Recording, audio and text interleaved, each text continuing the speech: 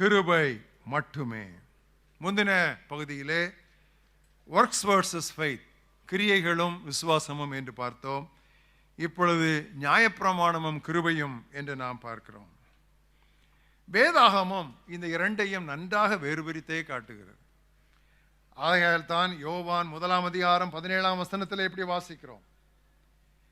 நியாயப்பிரமாணம் மோசேயின் மூலமாக வந்தது, கிருபையும் சத்தியமுமோ கிறிஸ்துவின். அங்கேயே வந்து அந்த டிஃபரன்ஸ், அந்த டிஃபரன்ஷியேஷன் ஆரம்பிச்சிருது.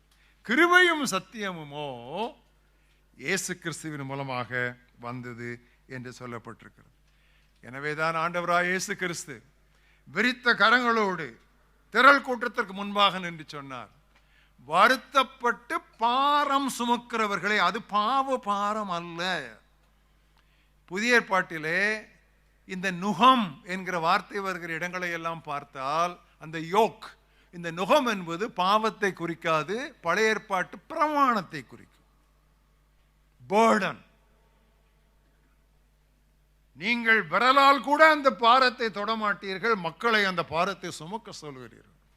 ஸோ இந்த பர்டன், இந்த யோக்கு, இந்த பாரம், இந்த நுகம், இந்த வார்த்தைகள் எல்லாம் பழைய ஏற்பாட்டு மார்க்கத்தை குறிக்கிற வார்த்தைகள். ஸோ இயேசு சொல்லுகிறார், வருத்தப்பட்டு பாரம் சுமக்கிறவர்களே, யூதர்களே, இஸ்ரவேல் மக்களே, இத்தனை கட்டளை கட்டளை என்று சொல்லி எங்களால் தாங்க முடியவில்லை என்று சொல்கிறவர்களே, நீங்கள் என்னிடத்தில் வாருங்கள், நான் உங்களுக்கு பாவ மன்னிப்பு தருவேன் என்று சொல்லவில்லை. இளைப்பாறுதல், ரொம்ப டயர்டாயிட்டீங்க, இதையும் பண்ணி டயர்டாக இருக்கிறீங்க, I will give you rest and relaxation அப்படின்னு சொல்லிட்டு சொல்றாரு. என்னுடைய நுகத்தை உங்கள் மேல் ஏற்றுக்கொள்ளுங்கள். ஏன்னா ஏன் நுகம் அந்த மோசை கொடுத்த நுகம் போல அவ்வளவு பாரமானதல்ல, என்னுடைய நுகம் மெதுவாக இருக்கும். ஸோ அந்த இடத்த நம்ம எடுத்து, அந்த வசனத்தை எடுத்து பாவிகளுக்கு பயன்படுத்துகிறோம். அப்படி கிடையாது. அது நியாயப்பிரமாண சடங்காச்சாரத்திற்குள்ளே பிடிபட்டு பிரமாண கொள்கையினால் அழுத்தப்பட்டு அழுந்திக் கொண்டு இருக்கிறவர்களுக்கு இயேசு கொடுத்த ஒரு பெரிய அழைப்பு. All you are heavily laden, heavily laden. அது அந்த மாடு வந்து நுகத்தை சுமந்துட்டு போகிற மாதிரி. ஏன்ட்ட வாங்க, let us have an exchange என்று அவர்கள் சொல்கிறார். நம்ம எல்லாரும் பாவம் செய்து கிருபையினால் இலவசமாய் மீட்கப்படுகிறோம், மறந்து விடாதிருங்கள். பிரியமானவர்களே, ரட்சிப்பு வந்து தேவனுடைய கிருபையினாலே நமக்கு கிடைக்கிற ஈவு, அதை நாம் ஒருபோதும் சம்பாதிக்கவே முடியாது. எப்படி நம்முடைய பாவங்கள் தலைக்கு மேல் எண்ணற்ற பாவங்களோ அவைகளெல்லாம் மன்னிப்பதற்கு அவருடைய கிருபையின் ஐஸ்வர்யம். As much as our sins are simply too many, the riches of his grace are also too much. எப்படி மேட்சிங் பாருங்க. இங்க பாவம் தாங்க முடியாது, அங்க வந்து அவருடைய கிருபை அளவிட முடியாது. எனவே தான் பவுல் அப்போஸ்தலன் சொன்னார், கிறிஸ்து இயேசு பாவிகளை ரட்சிக்க உலகத்தில் வந்தார் என்கிற வார்த்தை உண்மையும் எல்லா அங்கீகரிப்புக்கும் பாத்திரமானது. அவர்களில் பிரதானமான பாவினான், ஆனாலும் கிறிஸ்துவின் கிருபை என்னிடத்திலே பரிபூர்ணமாக பெருகிட்டு. ஐயா, நான் ஒரு பரிபூர்ணமான பாவி அல்லது பரிதாபமான பாவி, என்னை ரட்சிக்க பரிபூர்ணமான கிருபை பெருகிற்று என்று அவர் சொன்னார். அந்த பாருங்க, அந்த ரெண்டு, அது எப்படி அந்த கான்ட்ராஸ்ட் எவ்வளவு அழகா. I am chief of sinners and abundance of his mercy, abundance of his grace என்பதை அவர் அழகாக அவர் சொன்னார். எனவேதான் நான் அடிக்கடி சொல்லுகிற ஒரு வார்த்தை, ரட்சிக்கப்பட்டவர்கள் ரட்சிக்கப்படாதவர்களை பார்த்து ஒரு நாளும் அசட்டையாக எண்ணக்கூடாது. நல்லா கவனிச்சிங்க விசுவாசிகளே, நல்லா கவனிச்சிங்க விசுவாசிகளே, உங்களை எச்சரிக்கிறேன். அவிசுவாசிகளை ஒருபோதும் அலட்சியம் பண்ணாதிருங்கள், குறைவாக மதிப்பிடாதிருங்கள். உங்களை விட நல்லவர்கள், என்னை விட நல்லவர்கள், உங்களை விட உத்தமர்கள், என்னை விட உத்தமர்கள், எத்தனையோ பேரை ஆண்டவர் ரட்சியாமல் நம்மை ரட்சித்திருக்கிறார். அதற்கு பெயர்தான் கிருபை. அதற்கு பெயர்தான் கிருபை. ஒரு நாள் ஜான் வெஸ்லி, மெத்தடிஸ்ட் திருச்சபையின் நிறுவனர், the father of modern Methodism, தன்னுடைய சகாக்களோடு, தன்னுடைய உடன் ஊழியரோடு கூட தெருவில் போய்கொண்டிருக்கிறார். போய்கொண்டிருக்கும் பொழுது அங்கே காவலர்களால், policemen, they were dragging a drunkard on the dusty streets. குடிகாரன் ஒருவனை இழுத்துச் செல்கிறார்கள். நிற்கிறார். கண்களிலே கண்ணீர் தாரை தாரையாக விடுகிறது.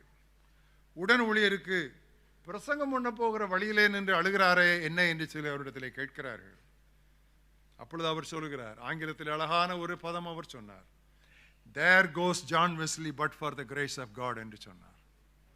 தேவனுடைய கிருபை மாத்திரம் இல்லாதிருந்திருக்குமானால் அதுதான் ஜான் வெஸ்லி என்று சொன்னார். அடுத்த முறை ஒரு குடிகாரனை பார்க்கும் பொழுது, அடுத்த முறை ஒரு வேசிக்கள்ளனை பார்க்கும் பொழுது, அடுத்த முறை ஒரு கொடும்பாவியை பார்க்கும் பொழுது உங்கள் இதயத்திலே தோன்ற வேண்டிய முதல் எண்ணம் தெரியுமா? அதுதான் நான். தேவனுடைய கிருபை இல்லாதிருந்தால் அதுதான் நான். மேன்மை பாராட்ட இடமே இல்லை. பில்லிகிராம் இடத்திலே ஒரு முறை ஒரு கேள்வி கேட்கப்பட்டது. ஐயா, உலகத்திலே இந்த கேள்வி அவரிடத்தில் கேட்கப்படும் பொழுது அந்த முகாமை நான் பங்கு பெற்றேன். அது ஆம்ஸ்டர்டாம் 83 ஹாலண்ட் நாட்டிலே நடந்தது. உலகமெங்கும் இருந்து 5000 தேவ ஊழியர்கள் கூடியிருந்தார்கள். இந்தியாவிலிருந்து நாங்கள் 250 தேவ ஊழியர்கள் போயிருந்தோம். ஓப்பன் ஃபோரம் என்று ஒன்று விட்டார்கள், கேள்வி கேட்கலாம் என்று சொல்லி. அது மிகவும் அபூர்வமான ஒரு வேளை. அப்பொழுது கேள்வி கேட்கப்பட்ட முதல் கேள்வி, உங்களை உலகத்தில் இதுவரைக்கும் இல்லாத அளவிற்கு, தேவன் சரித்திரத்தில் இல்லாத அளவு உங்களை பயன்படுத்தியதனுடைய காரணம் என்ன என்று கேட்டார். அவர் அழகாக ஒரு பதில் சொன்னார். அதுதான் எனக்கும் புரியவில்லை. நான் பரலோகத்திற்கு போன பிறகு என் ஆண்டவரிடத்திலே கேட்க போகிற முதல் கேள்வி அதுவாகத்தான் இருக்கும். ஆனால் இப்போதைக்கு எனக்கு தெரிந்தது, நான் இருக்கிறது தேவ கிருபையினாலே இருக்கிறேன். I am what I am by the grace of God. பிரியமானவர்களே, இவ்விதமான நொறுங்குதல் நமக்கு வேண்டும். இதான் நம்மளை எப்பவுமே கல்வாரி சிலுவை அண்டையிலே நொறுக்கி காத்துக்கொள்ளும். தகுதியற்ற என்னை, நான் பாவிதான், ஆனாலும் ஆண்டவரே. ஆங்கிலத்தில் அழகாக இருக்கிறது, just as I am, just as I am. நான் பாவிதான், ஆனாலும் ஆண்டவரே. ஆனால் அதே சமயத்தில் கிருபை குறித்து இவ்வளவு விவரமாக பேசுகிற இந்த காலத்தில் ஹைப்பர் கிரேஸ் என்று சொல்லி இன்னொரு நூதன உபதேசம், துருபதேசம் வந்திருக்கிறது. ஹைப்பர் கிரேஸ், அதாவது மிகைப்படுத்தப்பட்ட கிருபை. அந்த கிருபை, அந்த உபதேசம் என்ன தெரியுமா? நீ எப்படி வேணாலும் வாழ்ந்து கொள்ளலாம், கிருபை எல்லாவற்றையும் மூடிவிடும். வாலிபர்களுக்கு இது மிகவும் கவர்ச்சியாக இருக்கிறது. இது அதிக பிரபலமானது ஹைதராபாத்திலே, மெட்ராஸிலே, எத்தனையோ திருச்சபைகளிலே, வாலிபர்களை கவர்ந்தெழுக்கும் திருச்சபைகளிலே இந்த உபதேசம் பிரசங்கிக்கப்படுகிறது. This is called doctrine of hyper grace. இதற்கு விரோதமாக பவுலப்போஸ்தலன் அந்த காலத்திலே சொல்லிவிட்டார். பிரியமானவர்களே, பாவம் பெருகின இடத்திலே கிருபை பெருகினது என்பது உண்மைதான். அப்படியானால் கிருபை பெருகும்படிக்கு நாம் பாவத்தில் நிலைத்திருக்கலாமோ? கூடாதே. பழைய மொழியாக்கங்களிலே காட் ஃபர்பிட் என்று இருக்கிறது, புதிய மொழியாக்கங்களிலே சர்டன்லி நாட் என்று இருக்கிறது. கிருபை என்பது பாவம் செய்வதற்கு உரிமம் அல்ல, ஆனால் பாவம் செய்யாதிருப்பதற்கு தேவன் நமக்கு தருகிற உள் பலம்.